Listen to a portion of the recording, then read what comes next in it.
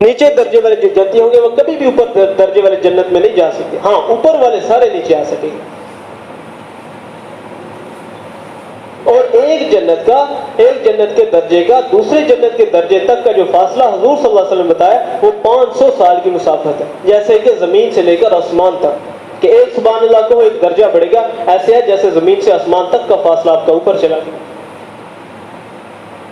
کہ اللہ کے راستے میں ایک قدم 700 نیکی ماں جو ملے گی 700 گنا ماں وہ 700 درجے بلند ہوں گے. کہ جنت الفردوس کے بھی 100 درجے ہیں کہ جس کے اندر سے پوری جنت کی نہریں نکلتی ہیں اور جس کا چھت اللہ کا عرش، اللہ نے پوری دنیا کے اندر حسین ترین جو چیز بنائی وہ اپنا عرش بنایا. یہ سرخ یاقوت کا بنا ہوا، زعفران کے گھاس ہوں گے اور باقی جتنی بھی جنتیں ہیں اس میں سونے اور چاندی کی اینٹیں ہوں گی. اور جنت الفردوس کی اینٹیں عنبر کی، کافور کی اور سرخ یاقوت کی بنی ہوئی ہوں گی. اور ایسے محلات ہوں گے جس کے اندر کی چیزیں باہر نظر آئیں اور باہر کی چیزیں اندر نظر آئیں گی. اور خادم ہوں گے اور یہ جو چاہے گا وہ ملے گا، اور یہ جو چاہے گا وہ ملے گا. پھر ایک دن حضرت داؤد علیہ السلام قرآن مجید سنائیں گے اپنی خوبصورت آواز کے اندر. پھر حضرت محمد صلی اللہ علیہ وسلم سورۃ یاسین سنائیں گے اور وہ سنتے ہی رہیں گے انسان. پھر ایک دن آئے گا کہ اللہ تعالیٰ خود سورۃ الرحمن سنائیں گے. جنت الفردوس کے اندر روزانہ کی بنیاد پہ اللہ کا دیدار ہوگا. اور باقی جنتوں میں کسی میں ہفتے بعد، کسی میں مہینے بعد، کسی میں سالوں بعد، جس کے جیسے عمل ہوں گے. تو ہمیں جنت کی طرف بہت رغبت دلائی ہے اللہ نے قرآن مجید میں. بس تحقیق وہ کامیاب ہو گئے جنہوں نے جنت کو حاصل کر لیا. اور جہنم، ابھی جنت ایسی نہیں ہے جیسے ہم سوچ سکتے. جنت کو نہ کسی نے دیکھا ہے، کیونکہ جنت کی جو ایک حور ہے وہ اگر اپنے انگلی کا چھوٹا سا پورا نیچے آسمان سے نیچے کر دے پوری دنیا روشن ہو جائے اور معطر ہو جائے. اور دنیا کی عورت اس جنتی حور سے 70 گنا زیادہ خوبصورت اور اچھی ہو اور پاکیزہ ہو.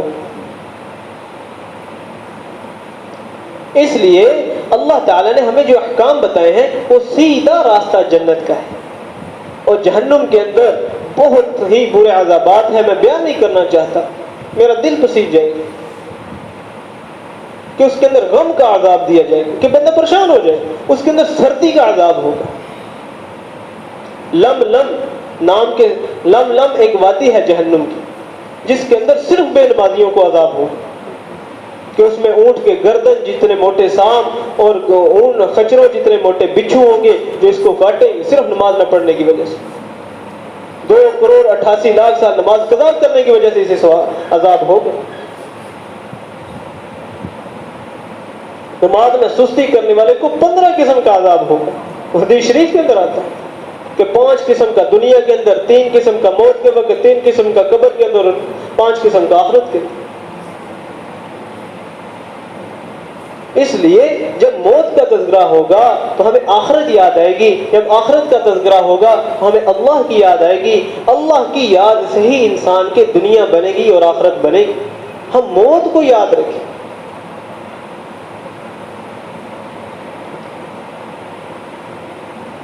اس لیے ہم جیسے کہ میں نے پہلے بیان کیا دنیا کا ذرہ ذرہ اللہ کی تسبیح کو بیان کر رہا ہے، ہم بھی اللہ کی تسبیح کو بیان کرتے رہیں. ہم نے دنیا چھوڑنی نہیں ہے. رہبانیت اس امت کے اندر حرام ہے کہ بالکل دنیا چھوڑ چھاڑ کر ہم اللہ اللہ شروع کرتے. اور اسی طریقے سے ابانیت بھی اس انسان کے اوپر حرام ہے اس امت میں کہ بالکل دین کو چھوڑ کر دنیا شروع کر دے. معتدل راستہ. وہ میرے بھائی ہیں آدم خان، وہ بڑی اچھی مثال دیتے ہیں. ایک کنویں کے اوپر ایک گھوڑے والا گیا، اب اس کو پانی پلانا تھا گھوڑے کو. اب جیسے ہی کنواں چلتا ہے بیل اس کے چلتے ہیں تو اس کے اوپر ایک کلی ٹائپ چیز ہوتی ہے تو وہ ٹک ٹک ٹک ٹک ٹک ٹک ٹک ٹک کرتی رہتی ہے. اب گھوڑے والا کنویں والے کو کہتا ہے یار ایسے کرو، ان بیلوں کو روکو تاکہ یہ ٹک ٹک بند ہو اور گھوڑا پانی پی لے. تو کنویں والا کہتا ہے کہ بھئی اگر یہ ٹک ٹک بند ہو گئی تو پانی آنا بند ہو جائے گا. ٹک ٹک کے ساتھ ساتھ گھوڑے کو پانی پینا پڑے گا. اسی طریقے سے ہمیں دنیا کو ساتھ ساتھ لے کر چلنا ہے، اور اصل دین ہے، دنیا کو چھوڑنا نہیں ہے۔ میری بات سمجھیے گا، جو شخص یہ کہتا ہے کہ دین اور دنیا اکٹھے چلانے ہیں، میں ذاتی طور پر اس کی رائے یہ دیتا ہوں کہ وہ غلط کہتا ہے۔ اور بھائی دیکھیں، دنیا کے جتنے کام ہیں اگر وہ سنت کے مطابق ہو جائے تو وہ دنیا رہتی نہیں ہے، وہ تو دین بن جاتا ہے۔ اگر دنیا تو کہتے ہی اسے ہیں کہ جو عمل اللہ کے حکم کی نافرمانی والا اور نبی کے طریقے سے نافرمانی والا، دنیا اسے کہتے ہیں۔ اگر تجارت ہماری، زراعت ہماری، گرداری ہماری اللہ کے حکم اور نبی کے طریقے پر آ گئی، وہ تو دنیا داری رہی نہیں نا۔ ہم کسی مرنے بھرنے پہ جاتے ہیں، کسی شادی بیاہ میں جاتے ہیں، اگر وہ نبی کے طریقہ اور حضور صلی اللہ علیہ وسلم اللہ کے حکم کے تابع ہو گئی، وہ تو دینداری بن گئی نا، وہ تو دنیا داری رہی نہیں۔ ہاں، دنیا داری اس وقت بنے گی جب اللہ کی نافرمانی والے عمل ہو۔ اس لیے ہمیں صرف دین کو اختیار کرنے کا حکم ہے۔ دنیا تو تب ہے کہ جب دنیا دین کے تابع ہو۔ اس لیے ہم اللہ کی تسبیح کو خوب بیان کریں کہ اللہ کی تسبیح کو بیان کرنے سے، اللہ کی تسبیح کو بیان کرنے سے ہمارے دلوں میں اللہ اترے گا، موت کی کثرت سے یاد آئے گی، نبی صلی اللہ علیہ وسلم کی سنتوں کے اوپر یقین آئے گی۔ اس لیے جب تک ہمارے دلوں سے یہ گندگی نہیں نکلے گی کہ مال سے ہوتا ہے، اسباب سے ہوتا ہے، ویزوں سے ہوتا ہے، یورپ سے ہوتا ہے، ان چیزوں کا جب یقین دلوں سے نہیں نکلے گا، جب تک اللہ کا یقین دلوں میں نہیں آئے گا، ہمارا کام نہیں بن سکتا۔ ظہر الفساد فی البر والبحر بما کسبت ایدی الناس، کہ تری اور خشکی کے اندر جتنے بھی فسادات ہوتے ہیں وہ سب انسان کے ہاتھوں کی کمائی ہے۔ یہ جو جانور ہے نا، پرندے، یہ جو درندے ہیں، یہ جو پھر میری بات غور سے سنیے گا، یہ جو سمندر کے اندر مچھلیاں، یہ سب انسانوں کے لیے استغفار کرتی ہیں۔ پتہ ہے کیوں کرتی ہیں؟ کہ انسان کے عمل بگڑنے کی وجہ سے ان کے خوراک میں بھی کمی ہو جاتی ہے، کہ ہم انسان اتنے ظالم کہ عمل ہمارے بگڑے، عمل بدعملی ہم نے کی، اللہ کو ناراض ہم نے کیا، نبی کے طریقوں کو ہم نے چھوڑا، ان کا بھی رزق رک جاتا ہے، یہ پھر ہمارے لیے استغفار کرتے ہیں۔ اس لیے جب ہماری سوچ کا رخ ٹھیک ہوگا، اللہ کی طرف ہوگا، جب ہمارے دلوں کا یقین ٹھیک ہو جائے گا، تو یقین کر لیں موت بھی یاد آئے گی، آخرت بھی یاد آئے گی، جنت کی طلب ہوگی، زندگی سے نفرت سی ہو جائے گی، کہ دنیا سے نفرت سی ہو جائے گی، بھائی دنیا میں رہ کے کیا کرنا ہے۔ مومن کے لیے موت تو ایک نعمت کے طور پر ہوتی ہے، وہ تو خوش ہو جاتا ہے جیسے ہی موت آتی، وہ تو کافر کے لیے ایک بڑا مسئلہ بن جاتا ہے کہ اس کو اللہ کا ڈر نہیں ہوتا۔ پھر جیسے ہی اس کے سامنے حقیقت کھلنا شروع، ایک بادشاہ تھا بڑا ہی متکبر تھا، بہت متکبر، اس کا واقعہ آتا ہے، بہت متکبر، اور اتنی بادشاہت جس کا کوئی حساب نہیں، لاکھوں گھوڑوں کے ساتھ اس کا، وہ اپنے محلوں سینکڑوں گھوڑوں کے ساتھ وہ اپنے محل سے نکلتا تھا، اور خدام کیا، بالکیاں کیا، اور عورتیں کیا، مکمل شاہی انداز میں نکلتا تھا۔ ایک دن کیا ہوا، جابر تھا نا، کوئی انسان اس کے سامنے ٹک نہیں سکتا، ایک بوڑھا آدمی اس کے راستے میں کھڑا ہو گیا۔ اب اس بوڑھے آدمی نے اس بادشاہ کے گھوڑے کی لگام پکڑ لی۔ اب یہ بادشاہ اتنا حیران، کس کی اتنی جرأت، کس نے میرے گھوڑے کی لگام پکڑی ہے؟ وہ بوڑھا آدمی کہتا ہے یار تھوڑا سا نیچے ہو، میں نے کان میں کچھ کہنا ہے۔ بادشاہ کہتا ہے نہیں ادھر ہی کھڑے ہو کے کہو جو کہنا ہے، میری شان کے خلاف ہے یہ بات۔ بادشاہ سلامت تھوڑا سا نیچے ہو جائے، میں نے کچھ ضروری بات کہنی۔ خیر اس بوڑھے کے بار بار اصرار کرنے سے بادشاہ سلامت نے نیچے گردن جھکائی، تو کان میں اس بوڑھے نے کہا میں ملک الموت ہوں۔ اس بادشاہ کے ہوش اڑ گئے، کیوں؟ پتا تھا کہ میں نے دنیا میں کیا کیا، موت اس کے لیے خوف والی چیز بنتی۔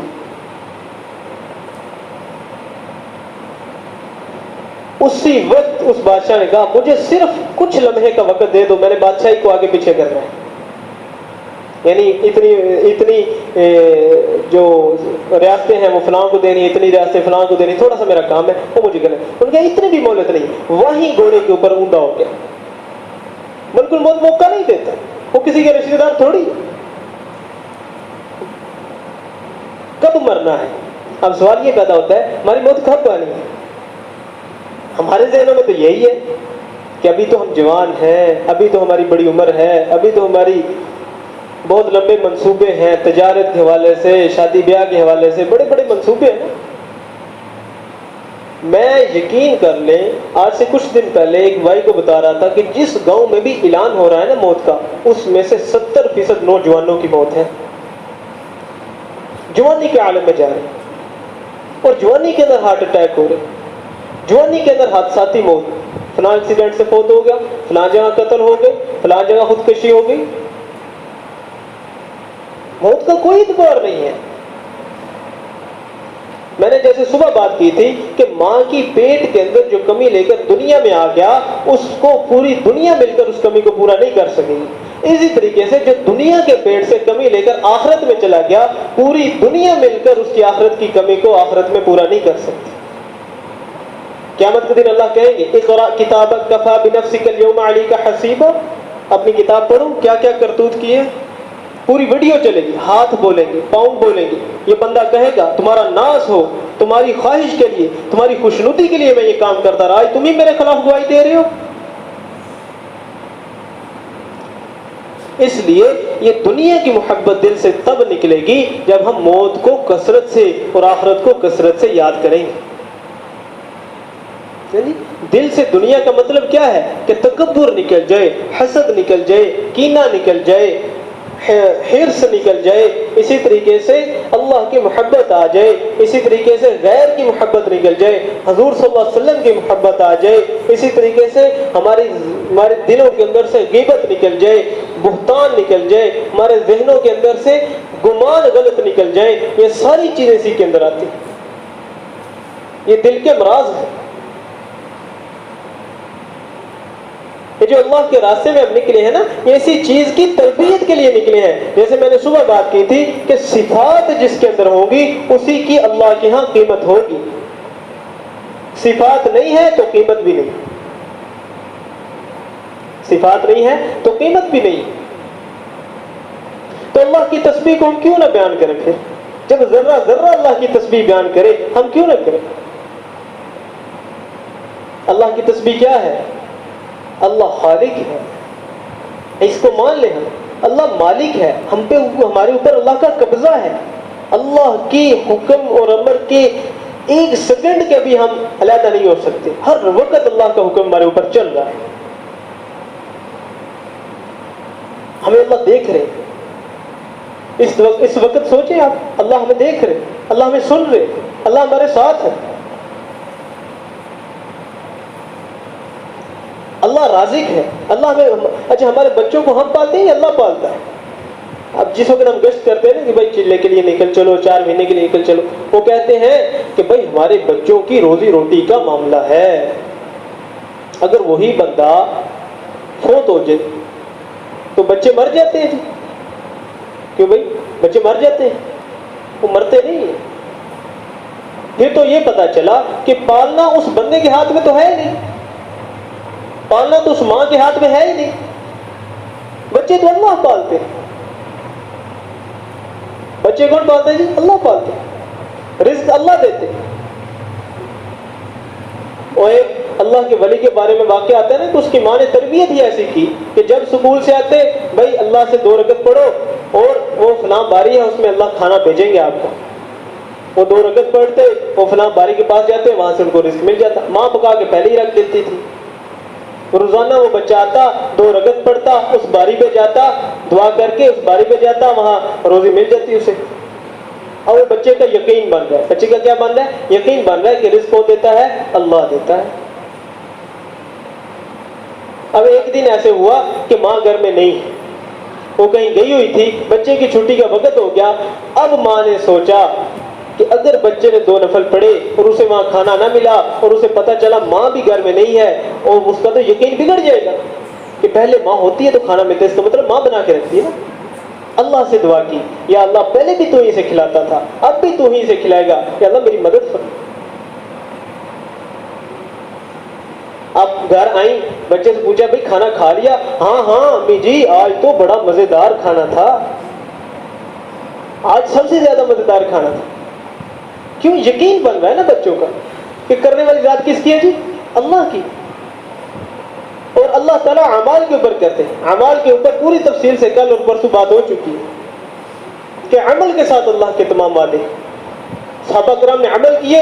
حضرت عمر نے دریا نیل کو خط لکھا, وہ دریا چل پڑا. صحابہ کرام کی جماعت نے جنگل کے اندر آواز لگائی, ہم نبی کو ماننے والے ہیں, امام الانبیاء کے غلام ہیں. پوری جنگل کے اندر سے جانوروں میں منہ کے اندر اپنے بچوں کو دبا کر نکل گئے اور پوری چھاونی قائم کی صحابہ کرام. دنیا مسخر ہو گئی نا ان کے لیے. حضرت عمر رضی اللہ تعالیٰ نے شیر کو ایک چانٹا لگایا, دفع ہو جا, اگر تجھے کسی کا حکم ہے تو کھا لے, ورنہ دفع ہو جا, تنگ کیوں کرتا لوگوں. یہ تو ابھی بھی واقعات سننے میں آتے ہیں اللہ کے ولیوں کے, کہ ان کی رہنمائی جانور کرتے ہیں, ان کی رہنمائی ہوائیں کرتی ہیں, ان کی رہنمائی پرندے کرتے ہیں جو اللہ کے ساتھ تعلق بنائے ہوئے. اور اللہ کے ساتھ تعلق بنانے کا سب سے بڑا ذریعہ نماز ہے, نماز ہے, نماز ہے. نماز اللہ سے ملاقات ہے, نماز اللہ سے میل جول ہے, نماز اللہ کے ساتھ باتیں کرنے کا ذریعہ ہے, نماز اللہ سے ملاقات ہے. حدیث میں آتا ہے اس بندے کا اسلام میں کوئی حصہ نہیں جو نماز نہیں پڑھتا. آج ہم حدیث شریف پڑھے تھے تعلیم کے دوران, اس بندے کا نماز میں کوئی حصہ نہیں جو نماز نہیں پڑھتا. نماز دین کے لیے ایسی ہے جیسے انسان کے بدن کے لیے سر ہوتا ہے. حدیث میں آتا ہے کہ جس بندے کی ایک نماز فوت ہو گئی اس کا اتنا نقصان ہوا جس کا مفہوم ہے کہ گویا اس سے گھر بار مال و دولت اولاد سب چھین لیا گیا ہو اور وہ اکیلا کھڑا رہ گیا. نماز دین کا ستون ہے, یہ مومن اور کافر کے درمیان فرق کرتی ہے. نماز تو افضل جہاد ہے کہ یہ جہد کے ساتھ پڑھی جائے گی. دل نہیں کر رہا ہوگا نا, صبح کے وقت اٹھنے کو دل نہیں کرتا, عشاء کے وقت اٹھنے کو دل نہیں کرتا, لیکن جہد کرنا پڑے گا نا, افضل جہاد. نماز اللہ سے لینے کا براہ راست ذریعہ ہے. جیسے میں نے پہلے بیان میں بتایا, نمک کی ضرورت صحابہ کو پڑی تو نماز پڑھی. حضور صلی اللہ علیہ وسلم نے خود فرمایا تسمے کی ضرورت ہو تو نماز کو ادا کرو. گھر میں آٹا ختم ہو گیا تو نماز ادا کرو. جنگ کا ماحول ہے, وہاں بھی نماز کے ذریعے سے اللہ نے مدد کو مانگا. غزوہ بدر سب سے بڑا میدان تھا نا, 313 1000 ایکڑ, وہاں بھی اللہ نے نماز, حضور صلی اللہ علیہ وسلم نے نماز کے ذریعے سے اللہ سے مانگا. ہم نے آج نمازوں کو پیچھے کر دیا, اسباب کو آگے کیا. کوئی بندہ بیمار ہو جائے تو سیدھا ڈاکٹر, کوئی بندے کا مسئلہ آ جائے سیدھا پولیس, کوئی مسئلہ آ جائے سیدھا وکالا. اور بھائی نماز کہاں گئی؟ بیچ میں سے نماز کہاں گئی؟ ہمارے مسئلے کیوں نہیں ہوگے؟ گھر میں پریشانی آ گئی بچوں کے حوالے سے, ماں باپ کے حوالے سے, تو سیدھا الزام بازی شروع ہوگی, بہتان شروع ہوں گے, تنقید شروع ہوگی, اسی طریقے سے غیبتیں شروع ہوگی. نماز کی طرف کوئی متوجہ ہی نہیں ہوگا. اس لیے جب ہم نماز کو بنا لیں گے اللہ ہماری پریشانیاں دور کر دیں گے. نماز بنانے کی چیز ہے, نماز سیکھنے کی چیز. نماز کا ترجمہ ہی نہیں ہمیں آتا. ہم نماز میں پڑھ کے رہے تو دھیان کیسے اللہ کی طرف ہوگا؟ کہ جب ہم الحمدللہ رب العالمین پڑھتے ہیں اللہ آگے سے جواب دیتے ہیں کہ اس انسان اور اللہ کے درمیان 70,000 نوری پردے ہٹ جاتے ہیں اور یہ بندہ اور اللہ ایک دوسرے کے آمنے سامنے ہوتے, بالکل آمنے سامنے. اب اللہ کی ذات آپ کو نظر تھوڑی آئے گی, لیکن یقین کر لیں, میں 4 ماہ میں تھا, مجھے آخری چلے کے اندر اللہ نے ایسی کیفیت دی کہ میں اللہ کو محسوس کر سکتا تھا. دلوں کے اندر اللہ محبت کو بٹھاتے, پھر الرحمن الرحیم کہے گا, پھر اللہ جواب دیتے اس نے میری بزرگی بیان کی. مالک یوم الدین, پھر اللہ جواب دیتے. ہاں, خارش اور کھانسی نہیں کرنی ورنہ وہ پردے دوبارہ آ جائیں گے. حدیث میں آتا ہے کہ جو نماز اس بندے کو برے کام اور بے حیائی سے نہ روکے, یہ نماز اس کو اللہ سے دور کر دے گی. پڑھ نماز رہا لیکن اللہ سے دور ہو. اور ایسی نماز اس نمازی کے پرانے کپڑے کی طرح لپیٹ کر اس کے منہ پر مار دی جاتی. نماز بہت بڑا عمل ہے اور یہ اللہ کا تحفہ ہے. تو اس کو سیکھ کر پڑھیں گے نا انشاءاللہ, کوشش کریں گے, ہم سب بھی کوشش کریں گے نا مرد حضرات. ہاں, نماز کو سیکھنا ہے. جب سیکھ کر پڑھیں گے اللہ ساری پریشانیاں دور کر دیں گے۔ علم جو ہے، علم تو انسان کی انفرادی حیثیت ہے تمام مخلوقات سے، کہ علم کا مطلب کیا ہے؟ جاننا۔ اگر انسان اپنے عقل کو استعمال کرتے ہوئے علم کو حاصل نہ کرے تو پھر جانور اور انسان میں کیا فرق ہے؟ کہ کم از کم اتنا علم حاصل کرنا فرض ہے، فرض ہے، فرض ہے کہ حلال حرام، پاکی ناپاکی، جائز ناجائز کی سے تمیز ہو۔ کہ جب علم حاصل کرنے کے لیے نکلتا ہے تو اللہ کے فرشتے اس کے پاؤں کے نیچے پر بچھاتے ہیں، پہلے قدم پر اس کے سارے گناہ معاف، بلوں میں چونٹیاں، آسمانوں پہ فرشتے، سمندروں میں مچھلیاں اس کے لیے تو مغفرت کرتی ہیں۔ سب سے بہتر وہ ہے جو قرآن سیکھے اور سکھائے۔ دیکھیے فضائل کا جو علم ہے نا، یہ انسان کو عمل کا شوق دلاتا ہے۔ انسان کو کس چیز کا شوق دلاتا ہے جی؟ عمل کا شوق دلاتا ہے۔ اب ہمارے گھروں کے اندر فضائل کی تعلیم ہو، اس کی نیت ابھی سے کر لیں کہ ہم اپنے گھروں کے اندر فضائل اعمال کی تعلیم کو شروع کریں گے، نیت کرتے ہیں اس چیز کی، مضبوط نیت ہو جائے۔ میں نے واقعہ سنا ہے نا، گھر میں تعلیم ہوتی تھی، بچہ غائب ہو گیا آندھی کے وقت۔ اب آندھی اتنی تیز کہ ماں باپ اپنے کمرے سے باہر نہیں نکل سکتے، اب پریشان ہے کہ بچہ کہاں گیا۔ آندھی ختم ہوتی ہی بچہ گھر آ گیا۔ اب ماں باپ نے پوچھا بھائی میرا بیٹا کہاں تھے؟ آپ خود ہی تو کتاب میں پڑھتے ہیں، بچہ کہنے لگا آپ خود ہی تو فضائل اعمال میں پڑھتے ہیں کہ جب آندھی آتی حضور صلی اللہ علیہ وسلم مسجد میں تشریف لے جاتے، میں تو مسجد گیا ہوا تھا۔ اب یہ کیسی برکت، تربیت ہو رہی ہے نا، شوق آ رہا ہے دین کو۔ میں نے آج صبح بات کی، میں دوبارہ بات کو دہرا رہا ہوں، اگر ہم نے اولاد کی تربیت دین کے حوالے سے نہ کی تو جب ہم مر جائیں گے تو ان کی بدعمالیوں کے جتنے بھی گناہ اور جتنے بھی ان کے کبائر ہوں گے ان سب کا وبال ہمارے قبروں میں پہنچے گا۔ جیسے نیک عمل کا ثواب پہنچتا ہے ایسے ہی ان کے گناہوں کا بھی وبال پہنچے گا۔ اس لیے اپنے بچوں کو دین کی تعلیم دو، دین کے حوالے سے شوق دلاؤ۔ فضائل اعمال اس کا سب سے بڑا ذریعہ۔ اسی طریقے سے مسائل کا علم ہے کہ ہم نے نماز کیسے پڑھنی ہے، ہم نے روزے کے اندر کیا کرنا ہے کیا نہیں کرنا، یہ اپنے محرم کے ذریعے سے، مفتیان اور علماء کے ذریعے علماء سے ان چیزوں کو سیکھنا ہے۔ عالم کے قلم کی سیاہی شہید کے خون سے افضل ہے، اور جو حافظ قرآن ہوگا اس کے ماں باپ کو قیامت کے دن ایسا تاج پہنایا جائے گا، ایسا تاج پہنایا جائے گا جس کے سامنے سورج کی روشنی بالکل معدوم ہو جائے گی، ختم ہو جائے گی۔ سبز جوڑا پھر اسے پہنایا جائے اس کے ماں باپ کو۔ اور حافظ کے لیے تو اکرام ہی کیا ہے کہ اسے کہا جائے گا کہ قرآن مجید پڑھتا جا اور جنت کے درجوں پر چڑھتا جا، اور جہاں آخری آیت پر رکے، اور 10 جن کے اوپر جہنم واجب ہو چکی، یہ 10 ایسے بندوں کو جنت میں لے کر جانے والا بنے گا۔ ہم اپنے بچوں کو اللہ کے کلام کا حافظ بنائیں کہ یہ معجزہ ہے قرآن کا حفظ ہو جانا۔ اس کے ساتھ ذکر ہے، اللہ اکبر، ذکر تو دلوں کی شفا ہے۔ اللہ قرآن فرماتے ہیں یا ایھا الذین آمنوا لا تلھکم اموالکم ولا اولادکم عن ذکر اللہ۔ اے ایمان والو، اے مسلمانوں، اللہ ایمان والوں سے مخاطب ہے کہ تمہیں تمہاری مال اور اولاد دونوں چیزیں اللہ کے ذکر سے غافل نہ ہونے دیں۔ وَلَذِكْرُ اللَّهِ اکبر، کہ اللہ کا ذکر سب سے بڑی چیز ہے۔ الا بذکر اللہ تطمئن القلوب، کہ دلوں کو اطمینان دینے والی چیز اللہ کا ذکر ہے۔ تسبیحات ہیں، درود شریف، تسبیحات میں تیسرا کلمہ ہے، درود شریف ہے، استغفار ہے، قرآن مجید کی تلاوت ہے، اور روزانہ کے مسنون اعمال ہیں۔ صبح شام کی مسنون دعائیں ہوتی ہیں، موقع مل کی مسنون دعائیں ہوتی ہیں۔ اب یہ 10 دعائیں تو سب کو یاد ہونی چاہیے نا۔ اب یہ پورے دن کے اندر ہم 10 کام کرتے ہیں، کھانا کھاتے ہیں، کھانے سے فارغ ہوتے ہیں، سوتے ہیں، جاگتے ہیں، بیت الخلاء جاتے ہیں، بیت الخلاء سے نکلتے ہیں، گھر سے نکلتے ہیں، گھر آتے ہیں، مسجد جاتے ہیں، مسجد سے نکلتے ہیں۔ تو یہ 10 دعائیں یاد کر لیں گے، اس کا پورا دن ان دعاؤں کے اہتمام سے عبادت میں شمار ہوگا۔ سونا، کھانا، بیت الخلاء جانا، گھر آنا جانا اور مسجد آنا جانا، یہ 5 عمل ہم کرتے ہیں۔ ان کی دعائیں مختصر ہیں، یاد ہونی چاہیے، اہتمام کریں گے انشاءاللہ۔ اسی طریقے سے ذکر کرنے والا زندہ کی مثال ہے کہ یہ ہر وقت حاضر باش، دور اندیش اور بصیرت والا ہوگا۔ اللہ تعالیٰ اسے موقع کی بات سمجھائیں گے اور شرح صدر کریں گے۔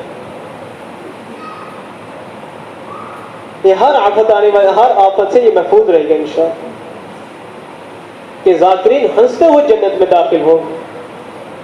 آگے ہے اکرام مسلم، یہ بات سمجھو، ہم پوری زندگی جتنی عبادات کر لیں، اگر ہم نے حقوق ادا نہ کیے، یقین کر لیں ہمارے سارے عمل ضائع ہو جائیں گے۔ حضور صلی اللہ علیہ وسلم کو بتایا گیا نا، فلاں عورت ہے، تہجد گزار ہے، روزے رکھتی ہے اور پڑوسی اسے تنگ ہے، حضور صلی اللہ علیہ وسلم نے فرمایا یہ وہ عورت جہنمی ہے، اور فلاں عورت ہے فرائض ادا کرتے ہیں لیکن پڑوسی اس سے بڑے خوش ہیں، حضور صلی اللہ علیہ وسلم نے فرمایا فلاں وہ عورت جنتی ہے۔ پڑوسیوں کے حقوق کیا ہیں؟ تحفے دیے جائیں، ان کے گھر میں کھانا بھجوایا جائے، یہ بنیادی طور پر چیزیں ہیں نا جی۔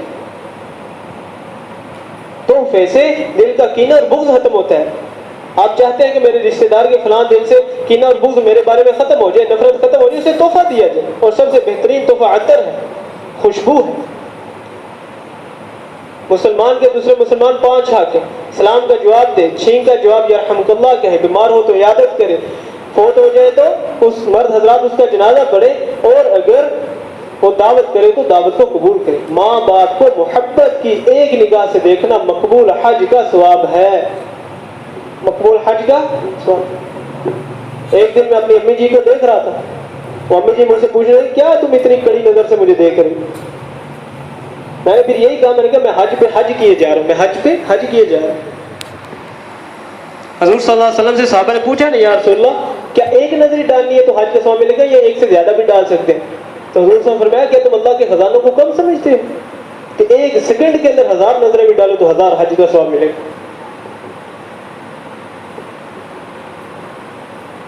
سب سے بہترین شخص وہ ہے جو اپنے گھر والوں کے لیے اچھا ہے، اپنے بیوی بچوں کے لیے اچھا ہے۔ اس لیے ہمیں اپنے حقوق ادا کرنے، شوہر کے حقوق ادا کرنے۔ عورت کا دین تو بہت آسان ہے کہ فرائض کو ادا کرے، شوہر کے حقوق ادا کرے، اپنی عصمت کی حفاظت کرے، سیدھی جنتی۔ حضور صلی اللہ علیہ وسلم فرمایا جس کا مفہوم، اگر سجدے کا حکم ہوتا تو عورت کو خامد کو سجدہ کرنے کا حکم ہوتا، اتنی تاکید ہے۔ یتیم ہے، یتیم کے ساتھ اچھا سلوک کیا جائے، جو شفقت کا ہاتھ یتیم کے سر پر رکھ دے، اس ہاتھ کے لیے جتنے بال آئیں گے اللہ اس کے اتنے گناہ معاف کرے۔ غیبت کرنے والا جو غیبت کرتا ہے اللہ تعالیٰ وہ ایسے جیسے اس نے زندہ بائی کا گوشت کھایا، مردہ بائی کا گوشت کھایا۔ غیبت اللہ کو بہت ناپسند ہے، اور جو بندہ جھوٹ بولتا ہے کئی 100 میل تک فرشتے سے دور بھاگ جاتی کیونکہ اتنی سخت بدبو ہوتی۔ ہر نیک عمل اللہ کی رضا کے لیے کرنا، ہر نیک عمل اللہ کی رضا کے لیے کرنا ہے۔ اگر ہم کھجور بھی صدقہ کریں تو اللہ کی رضا کے لیے، اگر ہم نیک عمل کریں تو اللہ کی رضا کے لیے، اخلاص والے ہدایت کے چراغ ہوں۔ اللہ تعالیٰ کسی کی شکلوں اور مالوں اور اسباب اور سیاست اور کسی چیز کو نہیں دیکھتے، اللہ تو صرف نیت کو دیکھتے ہیں، نیت کو۔ قیامت کے دن اللہ کہیں گے کہ جس نے جس کے لیے عمل کیا اس کے پاس چلے جاؤ، وہی آپ کو بدلہ دے گا، اور قیامت کے دن اللہ کے سوا کوئی بدلہ نہیں دے سکتا۔ ذبح بھی کرنا ہے تو اللہ کے نام پر، کسی کی دعوت بھی کرنی ہے تو اللہ کی رضا کے لیے، کسی کو صدقہ دینا ہے تو اللہ کی رضا کے لیے، کسی کو زکوٰۃ دینی ہے اللہ کی رضا کے لیے، سب نیک عمل کی ایک ہی نیت ہے کہ اللہ کو راضی کرنا۔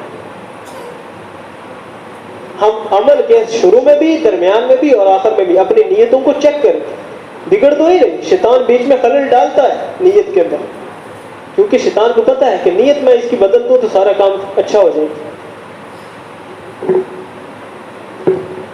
اس کے بعد آخر ہے کہ یہ صفات ہماری زندگی میں آئے، موت ہماری زندگی میں، موت کا استحضار ہماری زندگی میں آئے، یہ دعوت و تبلیغ کے ذریعے ہوگا۔ یہ کس کے ذریعے ہوگا؟ دعوت و تبلیغ کے ذریعے ہوگا۔ خود بھی نیک کام کرنا ہے، اور جو دوسروں کو نیکی کی طرف لگاتا ہے اللہ اس خود کو نیک کام کرنے کی توفیق دیتے ہیں۔ جس کے میں ایک نسخہ اکثر اپنے دوستوں کو بتاتا ہوتا ہوں کہ جس عمل میں آپ کمزور ہو چکے ہو، جو عمل آپ کی زندگی میں جاری ہوا تھا یا کمزور ہو گیا یا جاری نہیں ہو رہا، اس کا بڑا آسان نسخہ ہے کہ اس عمل کی دعوت دینا شروع کر دو۔ اگر نماز میں سستی ہے تو اپنی محرم مستورات کو اور اپنے محرم مردوں کو نماز کی دعوت دینا شروع کر دو، آپ کی زندگی میں نماز زندہ ہو جائے گی۔ کوئی بھی عمل کمزور ہے تو اس عمل کی دعوت دو، اس عمل کی کیا کرو؟ دعوت دو، وہ عمل آپ کی زندگی میں زندہ ہو جائے۔ کیوں یہ نبیوں والا کام ہے.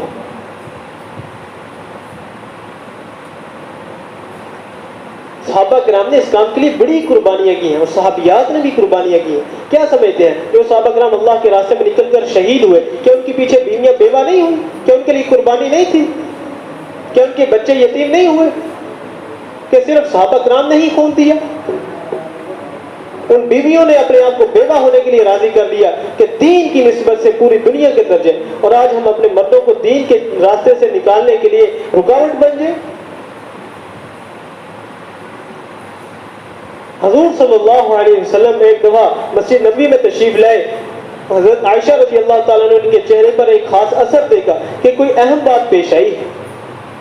حضور صلی اللہ علیہ وسلم اب ممبر پر تشریف فرما ہوئے اور عائشہ اپنے حجرے کی دیوار کے ساتھ لگ گئی اور دیوار کے ساتھ لگ کر یہ سوچنے لگی کہ میں سنتی ہوں یہ کیا کہتے ہیں. حضور صلی اللہ علیہ وسلم فرمایا اگر تم لوگوں کو نیکی کا حکم نہیں کرو گے، اگر تم لوگوں کو برائی سے منع نہیں کرو گے، ایک وقت ایسا آئے گا جس کا مفہوم ہے کہ تم دعائیں کرو گے اللہ سے وہ قبول نہیں ہوگی، تم اللہ کسی دشمن کے خلاف مدد چاہو گے اللہ تمہاری مدد نہیں کریں گے.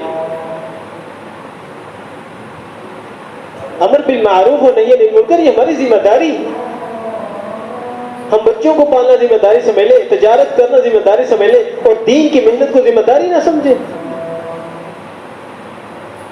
انفروا خفافا وثقالا وجاہدوا فی سبیل اللہ، کہ ہلکے ہو یا بوجھل جس بھی حالت میں ہو، بیمار ہو یا صحت مند جس بھی حالت میں ہو، نکلو اللہ کے راستے میں. قرآن مجید کی آیت کا ترجمہ کہ تم بہترین امت ہو، لوگوں کے نفع کے لیے نکالی گئی ہو، اللہ پر یقین رکھتی ہو، لوگوں کو نیکی کا حکم کرتی، برائی سے منع کرتی.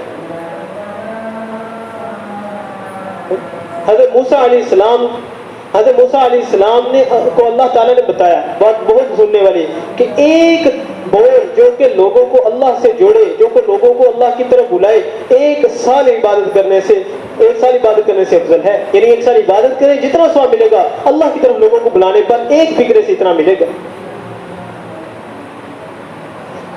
اور اللہ کے راستے کی ایک نماز 70 سال گھر کی 70 سال نفلی عبادت سے افضل ہے. اور اللہ کے راستے کی یہ نماز 49 کروڑ نمازوں کے برابر اجر ملتا ہے.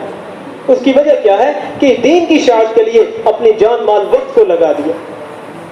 اور ایسے نہ سمجھے کہ جب ہم مردوں کو اللہ کے راستے بھیجتے ہیں تو ہماری کوئی تربیت نہیں ہوتی. ایسی بات نہیں ہے، تربیت اللہ کرتے ہیں. جب مرد قربانی کریں گے، عورت گھر میں صبر کرے گی، جیسی جیسی تربیت اللہ مرد کی کریں گے ویسی ویسی تربیت اللہ تعالیٰ عورت کی اس کے گھر میں کریں گے، ان کے بچوں کی بھی ہوگی. اس کے اثرات پوری دنیا میں جاتے ہیں تو کیا ہمارے گھروں میں نہیں آئیں گے اثرات؟ گھروں کی حفاظت اللہ کرتے ہیں. گھروں کی حفاظت کون کرتے ہیں؟ اللہ کرتے ہیں. جو اللہ کے راستے میں جائے اور پیچھے سے اللہ اس کا نقصان کر دے، یہ کیسے ہو سکتا ہے؟ ایک جماعت کی کارگزاری ہے، ایک ساتھی اللہ کے راستے میں 1 سال کے لیے نکلے. آپ واپس آئے تو دوست نے اسے کہا بھائی آپ گھر کے چوکیدار چھوڑ کر گئے تھے تو مجھے بھی آپ ذمہ داری دیں گے کہ گھر بار کو دیکھنا. انہوں نے کہا میں تو کوئی چوکیدار نہیں چھوڑ کر گیا. انہوں نے کہا نہیں آپ کے گھر تو چوکیدار تھا. انہوں نے کہا نہیں میں تو کوئی چوکیدار نہیں چھوڑ گیا. معاملہ کیا ہے وہ بتاؤ. انہوں نے کہا آپ مجھے ذمہ داری دے کر گئے تھے کہ گھر بار کا خیال رکھنا، تو میں گھر آتا تھا، چیزیں پوچھتا تھا، آپ جو ان کو ضرورت ہوتی میں گھر دے جاتا. ایک دن میری نیت خراب ہوئی، میں چاہا کہ الماری کے اندر سے سارا مال لے کر ہڑپ کر جاؤں. بہانے سے رات کو میں آتا کہ میں سارا مال اس کا چوری کر لوں اپنے دوست کا. ہمیں جب اس نیت سے آتا آگے میں دیکھتا کوئی چوکیدار بیٹھا، پھر میں واپس چلا جاتا. پورا سال میں کئی مرتبہ آیا، ہر دفعہ میں نے دیکھا کوئی چوکیدار بیٹھا ہے. وہ کون تھا؟ وہ اللہ کی طرف سے مدد تھی اس کے لیے. اس طرح کی کئی کارگزاریاں ہمارے سامنے موجود ہیں. اس گئے گزرے دور کے اندر جب ہم دین کی محنت کریں گے اللہ تعالیٰ ہماری صحابہ جیسی تربیت فرمائے گی. حضرت خباب نے کوئلوں کے اوپر لیٹ کر یہ بتایا کہ دین کو چھوڑنا نہیں ہے، اپنی جان جاتی ہے چلی جائے. حضرت جعفر طیار رضی اللہ تعالیٰ کے دونوں موڈے کاٹ دیے گئے. حضرت حمزہ رضی اللہ تعالیٰ عنہ کو دین کی خاطر ٹکڑے ٹکڑے کر دیا گیا. حضرت سمیہ رضی اللہ تعالیٰ عنہ کو شہید کر دیا گیا. حضرت خمسہ رضی اللہ تعالیٰ نے اپنے چاروں بیٹوں کو شہید کروا دیا دین کی نسبت سے. حضرت عباس رضی اللہ تعالیٰ عنہ کے 10 بیٹے 10 مختلف ممالک کے اندر. صحابہ کرام نے پوری دنیا کے اندر پھیل کر اس چیز کا سبق دیا ہے کہ دین ہجرت اور نصرت سے زندگیوں میں آئے گا. اس لیے ہم اپنے محرموں کو، اپنے میاں کو، اپنے بیٹوں کو، اپنے بھائیوں کو دین کی خدمت کے لیے تیار کریں کہ اللہ کا بہت بڑا فضل ہے کہ اللہ نے ہمیں دین کی محنت دی ہے۔ پہلی امتوں کو صرف دین ملتا تھا، ہماری جو اشرفیت اور افضلیت دوسری امتوں پر ہے، آخری بات اور نقطے کی بات یہ ہے، ہماری جو افضلیت دوسری امتوں پر ہے وہ صرف اسی بنیاد کے اوپر ہے کہ ہم وہ نبیوں والا کام کرتے ہیں، باقی کسی امت کو نبیوں والا کام نہیں ملا۔ کہ جس وقت حضرت موسیٰ علیہ السلام نے اس امت کے فضائل پڑھے تو بالکل وہ حیران اور پریشان، یا اللہ ایسی امت مجھے دے دو۔ اللہ تعالیٰ نے فرمایا نہیں نہیں نہیں نہیں، وہ تو میرے محبوب کے لیے ہے۔ پھر حضرت موسیٰ علیہ السلام دعا کی، یا اللہ مجھے اس امت میں پیدا کرو، کیسی زبردست امت ہے۔ حضرت عیسیٰ علیہ السلام نے دعا کی، یا اللہ مجھے اس امت میں پیدا کرو، اب وہ اس امت میں آئیں گے، امتی بن کر آئیں گے۔ تو ہم وہی امتی ہیں، ہمارے یہ فضائل ہیں کہ نبیوں والے نوافل، نبیوں والے فرائض انہیں دیے گئے، اور ان کی دعائیں ایسے قبول ہوتی ہیں جیسے بنی اسرائیل کے نبیوں کی دعائیں قبول ہوتی ہیں، بشرط کہ ہم دین کی محنت کرنے والے بنے، نبیوں کی کام کرنے والے بنے۔ اس کے لیے کہا جاتا ہے ہم اللہ کے راستے میں نکل کر دین کو سیکھیں۔ اس کے لیے سارے ارادہ کرتے ہیں نا انشاءاللہ۔ ہاں، نماز کو قائم کرنا ہے، علم کو حاصل کرنا ہے، ذکر اللہ کو دھیان نصیب رکھنا ہے، اکرام کرنا ہے، حقوق ادا کرنے ہیں، اخلاص رکھنا ہے، دعوت و تبلیغ کے کام کو اپنی زندگی کا مقصد بنانا ہے، اسی طریقے سے کلمے والا یقین پیدا کرنا ہے۔ پھر انشاءاللہ دنیا سب سے پہلے بنے گی، دنیا میں سکون ملے گا، حیات طیبہ ملے گی، برکتیں آئیں گی، سکون آئے گا، خوشیاں آئیں گی، اولاد کی تربیت ہوگی، ہماری زندگیوں میں دین آئے گا، گھر سکون کا گہوارہ بنے گا، اور جاتے ہی جیسے ہی ملک الموت ہماری موت روح کو قبض کریں گے، قبر جنت کا باغ بنے گا، اللہ کا عرش کا سایہ ملے گا، اللہ ہم سے راضی ہوں گے، جنت کے اعلیٰ مقامات پر ہمارے درجے ہوں گے، پھر ہمارا سٹاپ لگے گا۔ ابھی تو ہم راستے میں